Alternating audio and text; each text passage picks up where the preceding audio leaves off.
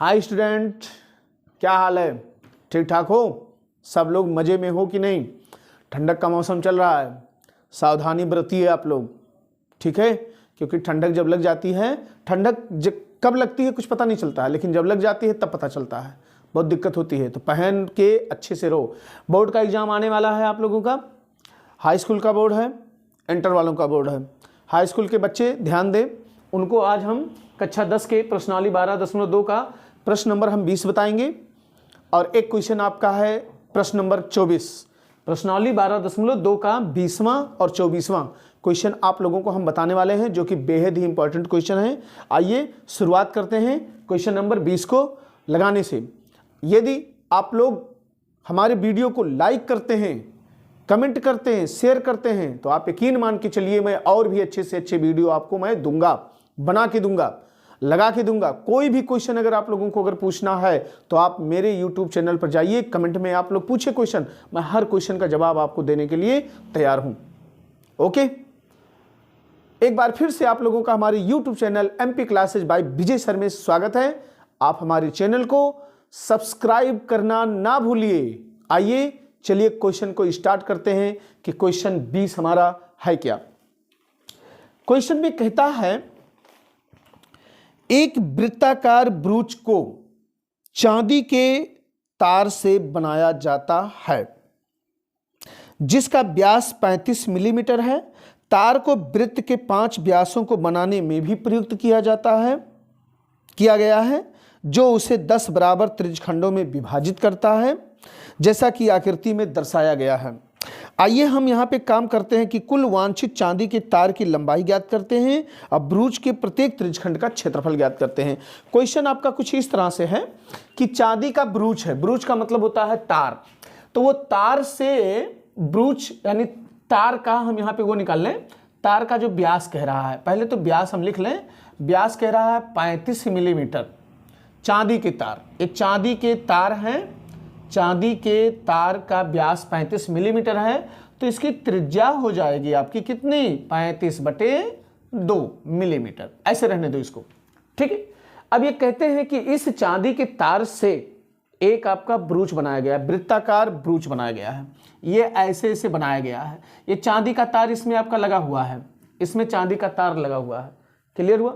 फिर इसके बाद में कहते हैं कि इसको 5 व्यास में इसको बांटा भी जाता है। इसके लिए 5 व्यास बनाए गए हैं, ऐसे ऐसे 1 2 3, और फिर इसके बाद में हम यहाँ से कर दें 4, और एक हम यहाँ पे और बना सकते हैं, कहीं से भी बना दें, कोई दिक्कत वाली बात नहीं है। ये 5, हालांकि फिगर आपका थोड़ा गड़बड़ हो गया है, फिर से बना देते हैं, अभी आप देखिएगा बढ़िया फिगर बनेगा। ये देखिए, ये आपका एक वृत्त बन गया, इसी चांदी के तार से बनाया जाता है, और ये एक व्यास बनाया गया, एक व्यास बन गया, फिर ये आपका दूसरा व्यास बन गया, फिर ये आपका तीसरा व्यास बन गया, फिर ये आपका चौथा व्यास बन गया, और आप यहीं से एक और बना दीजिए, ऐसे 5वां व्यास बना लीजिएगा आप अच्छे से, कोई दिक्कत वाली बात नहीं है। तो इतने में आपको ये ज्ञात करना है कि तार की लंबाई पहले ज्ञात करना है। तार की लंबाई पहल में हमको ये निकालना है कि कितना हमारा तार लग रहा है। तो आप तार की लंबाई के लिए अगर आप देखें भैया, अगर इसमें अच्छा इसका जो व्यास है, वो व्यास जैसे त्रिज्या तो आपकी इसकी हो गई, किसकी? तार के व्यास की त्रिज्या हो गई, लेकिन इसमें आपका जो व्यास के रूप में जो कह रहा है, वो व्यास आपका 35 मिलीमीटर है। तार को 5 व्यासों को बनाने में भी प्रयुक्त किया गया है, तो उसे 10 बराबर त्रिज्यखंडों में विभाजित करता है, जैसा कि आकृति में दर्शाया गया है। तो आइए चलिए देखते हैं कि इसी को हम लोग किस प्रकार से लगाते हैं। यहाँ पे हम डायरेक्ट लिखेंगे तार की लंबाई बराबर आपका क्या हो जाएगा? तार की लंबाई बराबर पहले नंबर पे तो वृत्त की परिधि आएगी, क्योंकि परिधि में भी इस्तेमाल हो रहा है, और प्लस आपका 5 व्यास आ रहा है, 5 व्यास आ रहा है। तो अब कितना हो जाएगा यहाँ पे? वृत्त की परिधि बराबर क्या होता है भैया? 2πr होता है, प्लस 5 व्यास, व्यास कितने मिलीमीटर का है? 35 मिलीमीटर का है। तो 5 ये आपका ये हो जाएगा 35 मिलीमीटर, और 2 हो जाएगा, पाई की वैल्यू हम यहाँ पे लिख देंगे 22/7, और आर की वैल्यू कितनी आपके दे रहा है? 35/2 प्लस इसको हम गुणा कर लेंगे 5 25 अब 5 3 15 2 17। ये देखिए 2 गया, 2 से 7 ने काट दिया 5 को 35 को, तो 22 पंचे कितना हो गया 110। अब प्लस कितना आ गया 175। टोटल मिला के कितना हो गया भैया ये आपका 285 मिलीमीटर तार की लंबाई आपकी पहले नंबर पे आपकी हो गई। अब कहते हैं कि इसके प्रत्येक त्रिज्यखंड का आपको क्षेत्रफल भी ज्ञात करना है। तो प्रत्येक त्रिज्यखंड का क्षेत्रफल ज्ञात करने से पहले आपको यह मालूम होना चाहिए कि जैसे इसकी त्रिज्या तो आपकी निकल गई 35/2 मिलीमीटर, ये तो क्लियर हो गया। लेकिन त्रिज्यखंड का क्षेत्रफल ज्ञात करने के लिए भैया हमको कोण भी तो चाहिए। तो ये देखिए इस कोण का मान जो होगा आपका वो कितना होगा। आप देख रहे हो कि ये 5 व्यास मिल करके इसको कितने बराबर भागों में बांट रहे हैं, 10 बराबर भागों में। 1 2 3 4 5 6 7 8 9 और ये 10 बराबर भागों में बांटेंगे। तो आप लोग सब लोग जानते हो कि चूंकि केंद्र पर बना कोण जो होता है आपका, केंद्र पर बना जो कोण होता है वो आपका कितने अंश का होता है 360 अंश का। इसलिए चूंकि कोण को 10 बराबर भागों में विभाजित किया गया है। क्या किया गया है, विभाजित किया गया है। इसलिए प्रत्येक का मान कितना हो जाएगा, किया गया है। इसलिए प्रत्येक त्रिज्यखंड का जो कोण बनेगा, प्रत्येक त्रिज्यखंड का जो कोण बनेगा वो कितना बनेगा 360 में हम 10 से क्या करेंगे भाग कर देंगे, बराबर कितना आ जाएगा 36 अंश। तो थीटा की वैल्यू कितनी हो गई 36 अंश। इसलिए त्रिज्यखंड का क्षेत्रफल वाला फार्मूला आप लगा दो। क्या होता है, त्रिज्यखंड का क्षेत्रफल का फार्मूला आपका होता है भैया यहाँ पे कितना होता है θ/360 गुणे पाई आर स्क्वायर। वेरी गुड, ये θ/360 होता है और गुणे पाई आर स्क्वायर होता है। थीटा की वैल्यू 36 है बटे 360 हो गया, पाई की वैल्यू 22/7 है और आर की वैल्यू आपके पास में 35/2 है, 35/2 है। तो 2 बार लिख देंगे हम 35/2। क्यों, क्योंकि स्क्वायर है ना इसलिए। तो अब ये 36 से करने में 36 दहाइयों कट गया और यहां से आप देखिए 7 5 35 कट गया और यहां से फिर से देखिए 5 करने में 5 5 दूनी 10 काट दिया मैंने। और यहां से अगर हम 2 से अगर हम इसको काट दें तो ये 11 हो जाएगा। अब 11 होने के बाद में 11 का हम इसमें जो गुणा करेंगे तो 11 5 55, अब 11 3 33, 33 5 38, 385/4 और 4 से हम इसको भाग कर देंगे। कितना आ जाएगा 4 9 36, 2 बचा, 4 6 24, 4 दूनी 8, 4 पंचे 20। ये कितना हो गया आपका इतना मिलीमीटर स्क्वायर। ये तो आपका हो गया अभी 20वां सवाल, इसे आप लोग नोट कर लीजिए। इसके बाद में हम फिर अब 24वां जा रहे हैं बताने आपको क्वेश्चन, ठीक है। ओके, इसको आप नोट कर लीजिए पहले। चलिए गाइस, अब एक क्वेश्चन और देखते हैं। ये देखिए क्वेश्चन नंबर हमारा 24 कहता है कि इस तरह से स्मॉल आर त्रिज्या का कोई एक वृत्त है, इसके केंद्र पर थीटा कोण बनाता हुआ एक हमारा ये समकोण त्रिभुज आपका बनाया गया है। इसमें जो छायांकित भाग है इसी का पहले में हमसे करवा रहा है। कहता है कि छायांकित क्षेत्र का परिमाप आप इतना सिद्ध कीजिए और एक बार उसी छायांकित क्षेत्र का हमें क्षेत्रफल इतना निकालना है। तो चलिए, जैसे परिमाप की बात होती है तो जितना यहाँ पर आपका परिमाप जो आएगा उसी का हमें मान दिखाना है कि इतना होता है। तो आपको मैं पहले ये बता दूं कि इसमें निकालना क्या क्या है। आपको इसमें ये निकालना है कि पहले हम ए बी का मान निकालेंगे। ए बी का मान निकालने के बाद में ये जो चाप आपके पास सी ए आ रहा है इसका मान हम निकालेंगे और ये जो आपकी सी बी जो है इसका मान निकालेंगे। बस तीनों मानों को हम जोड़ देंगे और जोड़ने के बाद में जो हमारा आएगा वही हमारा रिजल्ट हो जाएगा। तो चलिए देरी ना करते हुए हम सवाल को लगा रहे हैं। देखिएगा, हम लोग यहाँ पे ये लिखेंगे कि समकोण त्रिभुज ओ ए बी में हमें अगर इसका मान अगर निकालना है तो हम यहां से क्या मान ले लेंगे। देखिए, ये आपका आधार बन गया, ये आपका लंब बन गया, तो टेन थीटा ले लेंगे। तो टेन थीटा बराबर होता है आपका लंब बटे आधार। आधार का मान कितना है ओ ए, तो ए बी बराबर हमारा कितना हो जाएगा आर टेन थीटा। क्यों, क्योंकि ओ ए की वैल्यू हमारी कितनी है आर है। अब हमको किसका मान निकालना है, हमें चाप का मान निकालना है। तो यहां पे हम लोग लिखेंगे कि चाप सी ए की लंबाई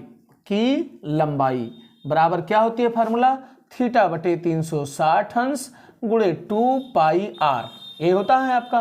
तो थीटा है, ये सब ऐसे के ऐसे रह जाएंगे, सिर्फ हम 2 से इसको हम काट के 180 कर लेंगे। तो ये आ जाएगा कितना पाई थीटा आर बटे 180 अंश। ये आपका आ गया चाप AC की लंबाई। बात आती है कि CB की, तो CB का मान निकालने के लिए हम पहले BO का मान निकालेंगे।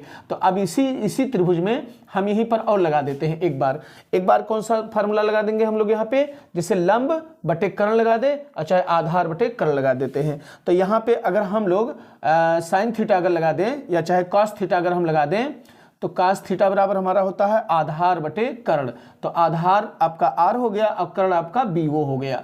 तो BO की वैल्यू हमारी कितनी हो जाएगी, यहाँ से अगर हम देखेंगे तो BO बराबर हमारा हो जाएगा r बटे कॉस थीटा, मतलब हो जाएगा r सेक थीटा। लेकिन आप ये देखिए यहाँ पे ये इसको ऐसे कर देते हैं भैया, सुनिएगा। BO में आप देखिए तो BC और OC आपकी मिली हुई है, तो इसका मतलब हो गया BC प्लस OC बराबर r सेक थीटा आपका हो गया ये चीज। लेकिन BC का मान हमको निकालना है खाली, तो BC का मान हो जाएगा r, ये आपका आ जाएगा r सेक थीटा। तो BC बराबर हमारा कितना हो जाएगा, r sec theta minus r हो जाएगा। अब अगर मुझे छायांकित भाग, अब नंबर 1 आपका चल रहा है, अब छायांकित भाग का या छायांकित क्षेत्र का अगर मुझे परिमाप निकालना है तो सारे मानों को हम लोग क्या करेंगे, जोड़ देंगे। अब जोड़ने के लिए कौन कौन सा मान जोड़ेंगे, देखिए AB जोड़ेंगे और चाप CA जोड़ेंगे और BC का मान जोड़ेंगे। यही तो हमारा परिमाप होगा छायांकित भाग का। तो देखिए क्या क्या आपका जुड़ रहा है, AB फिर प्लस BC और चाप आपका जुड़ रहा है AC या चाहे CA। तो AB की वैल्यू कितनी है भैया आपकी, r tan थीटा। BC का मान यहां निकाला गया है r sec theta minus r। और चाप AC का मान कितना आया है, पाई थीटा r बटे 180 अंश। अब इसमें से आप देखें अगर तो हमारा r सब जगह से कॉमन हो रहा है, तो हम r को हम यहां से कॉमन ले लेंगे और बचेगा आपके पास में tan थीटा प्लस आपका सेक थीटा प्लस इसको लिख देते हैं पहले पाई थीटा बटे 180 और ये r को हम बाद में लिख देते हैं, जो कि आपका ये हो गया प्रूव्ड। अब इसके बाद में हम इसका क्षेत्रफल निकालेंगे। तो क्षेत्रफल इसका बहुत आसान है। क्षेत्रफल क्यों आसान है, इसको देखिएगा। हम यहाँ पे लिखेंगे कि छायांकित भाग का क्षेत्रफल अगर आपको निकालना है तो बहुत आसान है। कैसे, समकोण त्रिभुज का क्षेत्रफल ले लेंगे। पहले हम लोग समकोण त्रिभुज किसका, OAB का क्षेत्रफल में से हम लोग त्रिज्यखंड का क्षेत्रफल घटा देंगे। त्रिज्यखंड क्या बनता है, त्रिज्यखंड OAC का क्षेत्रफल। अब देखिए समकोण त्रिभुज का क्षेत्रफल क्या होता है, 1/2 आधार गुणे लंब। तो आधार कितना है, r है, लंब कितना है, AB है, और AB का मान कितना आपने निकाला है, r tan थीटा। तो यहाँ पे r tan थीटा लिख दीजिए आप। फिर माइनस त्रिज्यखंड का क्षेत्रफल क्या होता है, त्रिज्यखंड का क्षेत्रफल होता है थीटा बटे 360 गुणे पाई r स्क्वायर होता है। तो अब इसी को आपको हल कर लेना है। तो अब इसको जब हल करेंगे तो यहाँ से कैसे हल करेंगे, हम लोग इस तरह से हल करेंगे इसको कि ये देखिए आपका r स्क्वायर बटे कितना लाना है, 2, r स्क्वायर बटे 2। तो यहाँ से देखिए ये r स्क्वायर ये हो जाएगा बटे 2, r स्क्वायर बटे 2 हम कॉमन ले लेंगे तो हो जाएगा r स्क्वायर बटे 2 और यहाँ पे आ जाएगा tan थीटा माइनस थीटा यानी पाई थीटा बटे 180 अंश। यही हमको लाना था भैया, ये हमारा प्रूव्ड हो गया। आप लोग इसको पहले इत्मीनान से एक बार फिर से देख लो, समझ लो। इसके बाद कहीं नहीं समझ में अगर आएगा तो उसे आप कमेंट में आप बोल दीजिएगा। ये मान पूरा चल के यहाँ तक आया है, ये पूरा मान। ये tan थीटा बराबर AB बटे OA हो गया, AB बराबर r tan थीटा हो गया। चाप की लंबाई हमने निकाल दिया है फार्मूला लगा के, थीटा बटे 360 गुणे 2 पाई r होता है फार्मूला। इसके बाद में फिर हम इसके मान को हमने निकाला, छायांकित क्षेत्र का परिमाप निकाला, फिर छायांकित भाग का क्षेत्रफल निकाला। आप इसको नोट कर लीजिए। ओके।